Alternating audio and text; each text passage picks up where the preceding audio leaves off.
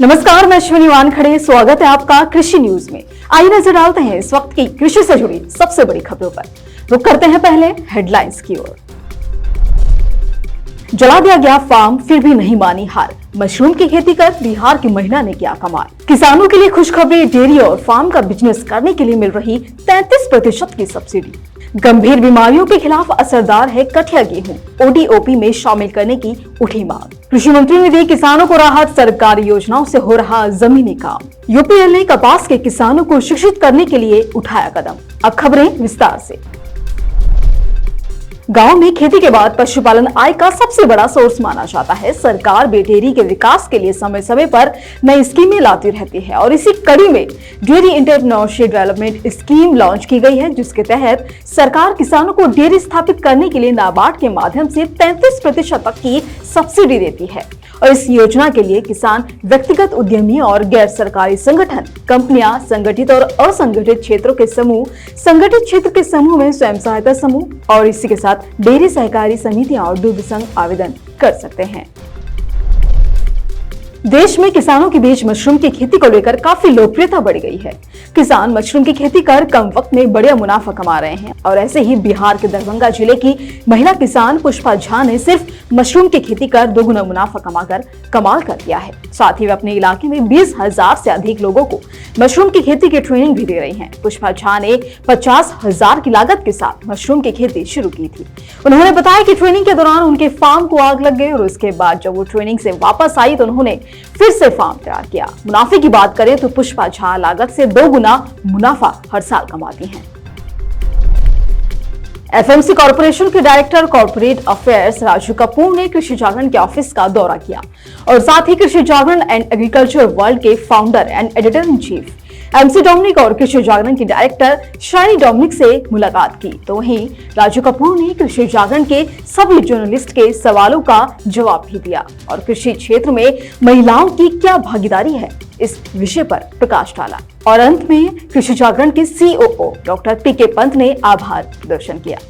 Female forms almost half of the farming community. उनकी role अभी तक ना रिकॉग्नाइज हुई है ठीक से, ना एक्नॉलेज हुई है और ना रिवॉर्डिंग रही है। सो द आइडिया ये है कि कैसे हम मैक्सिमम नंबर ऑफ वुमेन को इस अवेयरनेस लेवल पे ले आएँ और उनमें इस तरह की कैपेसिटी बिल्डअप कर दें कि वो जो कंट्रीब्यूशन कर रही हैं वो एक तो टेंजिबल कंट्रीब्यूशन हो, जो दिखता हो, जो एक्नॉलेज हो और उसके बेसिस पे वो आगे एक फ्रूटफुल कंट्रीब्यूटर के तौर पे अपने लाइफ को कॉन्फिडेंस के साथ आगे बढ़ के कंट्रीब्यूट कर पाए। तो ये एक लार्जर बॉटम लाइन।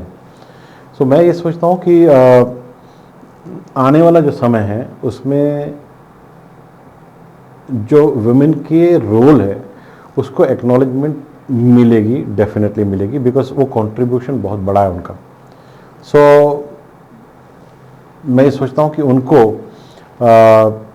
ऐसा एक कोई प्लेटफॉर्म रहे जो उनको कैपेसिटी बिल्ड कर सके, इस तरह से कैपेसिटी बिल्डअप करे कि वो आगे बढ़ के, जिसको बोलते हैं फ्रंट फुट पे आगे बढ़ के किसान के, अपने परिवार के, अपने हस्बैंड जो उसका फार्मर है उसकी इनकम को कैसे सप्लीमेंट कर सकता है, कैसे इन्हांस कर सकता है और कैसे वो परिवार की ओवरऑल ग्रोथ कर सकती है। इस तरह अगर एक गांव में समझो अगर आधे भी परिवार ऐसे हो जाते हैं तो पूरी गांव की उन्नति हो जाती है एक तरह से। ये जो है वो उस फैमिली में स्टेबिलिटी लाता है और फार्मिंग में सस्टेनेबिलिटी लाता है। सो ये रोल मैं देखता हूँ आगे वुमेन के लिए। उत्तर प्रदेश के बुंदेलखंड में उगाए जाने वाला कठिया गेहूं पूरे भारत में प्रसिद्ध है और यहाँ के किसान ऑर्गेनिक तरीके से इसकी खेती करते हैं। इस गेहूं का उपयोग लोग दलिया बनाने में करते हैं। बुंदेलखंड के किसानों ने अब इसकी उत्पादकता बढ़ाने के लिए इसे ओडीओपी में शामिल करने के लिए एक कार्यशाला का आयोजन किया। वर्कशॉप में किसानों को इस गेहूं की खेती में आने वाली चुनौतियों का जिक्र किया गया। तो वहीं इस बीच जिला प्रशासन ने किसानों को कठिया गेहूं पर उचित मूल्य दिलाने का भी वादा किया। स्ट्रिंग बायो एक बायोटेक इनोवेटर और Woodside energy technologies private limited वैश्विक ऊर्जा company Woodside energy group limited की पूर्ण स्वामित्व वाली सहायक कंपनी ने ग्रीन हाउस गैसों से टिकाऊ प्रोटीन सामग्री से संभावित उत्पादन पर एक रणनीति विकास समझौते पर हस्ताक्षर किए हैं।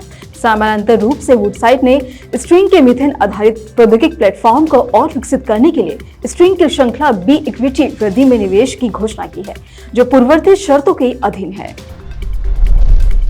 यूपीएल लिमिटेड ने कपास कीटों से छुटकारा पाने और अतिरिक्त आय के लिए कदम उठाए हैं। दरअसल यूपीएल लिमिटेड ने सिरसा में कपास जैसी फसलों में कीट प्रबंधन की तकनीकों पर किसानों को शिक्षित करने की दिशा में पहल की है और कंपनी के विजन किसान सबसे पहले इसे ध्यान में रखते हुए किसानों को विभिन्न तकनीकों पर शिक्षित किया गया है, जिनका उपयोग कपास की फसल में कीटों से छुटकारा पाने और अतिरिक्त आय उत्पन्न करने में किया जा सकता है।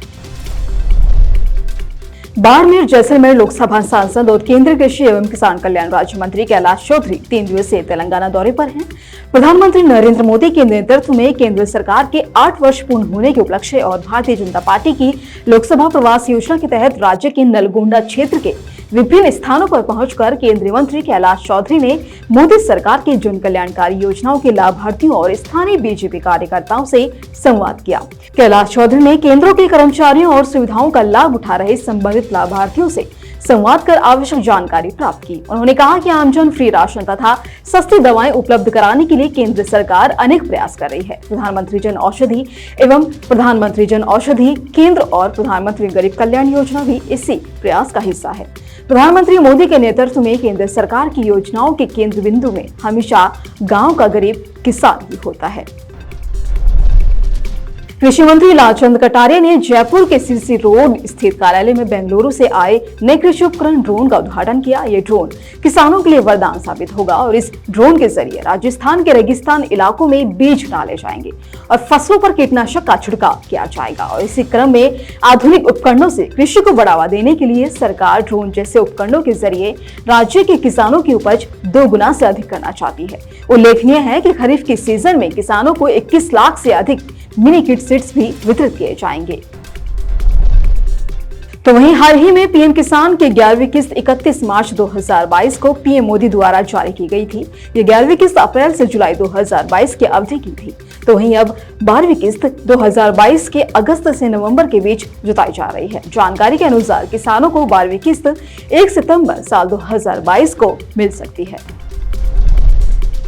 तो वहीं मौसम विभाग की ओर से दी गई ताजा जानकारी के मुताबिक दिल्ली में 11 से 13 जुलाई के बीच बारिश हो सकती है। तो वहीं दिल्ली का न्यूनतम तापमान 26 डिग्री और अधिकतम तापमान 27 डिग्री सेल्सियस रह सकता है। वहीं राजस्थान में गरज के साथ बारिश की भी संभावनाएं जताई जा रही है। IMD की माने तो आज तेलंगाना, विदर्भ, तटीय आंध्र प्रदेश और दक्षिण छत्तीसगढ़ के आसपास के इलाकों में भीषण बारिश की संभावनाएं जताई जा रही है। इसी तरह की अन्य खबरों के लिए जुड़े रहिए कृषि जागरण के साथ। धन्यवाद।